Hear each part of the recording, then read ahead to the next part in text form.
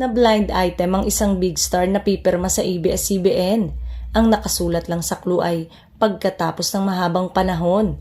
Isang malaking bituin ang pipirma sa ABS-CBN abangan sa pagpasok ng 2025. Hindi sinabi sa clue kung babae o lalaki ba ang big star na ito. Hindi rin tinukoy kung kapuso talent siya o kapatid, pero may mga hula na ang netizen. Ang hula nila ay ang kapuso talent nito ay matagal na rin nabablind item na aalis na sa GMA Network para lumipat sa ABS-CBN. May nagsabi namang aktor ang lilipat sa ABS-CBN, kapuso actor siya kaya lang. Parang walang rason para siya lumipat dahil kakapirma lamang nito ng kontrata sa GMA. Payo ng netizen sa mga nanghuhula, hintayin na lamang na pumirma ng kontrata sa ABS-CBN ang nabablind item at doon malalaman kung tama sila.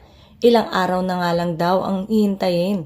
Kaya naman, excited na ang ilang fans sa nasabing star na mapapanood dito sa kapamilya. At kung saang network ay all out pa din ang support nila.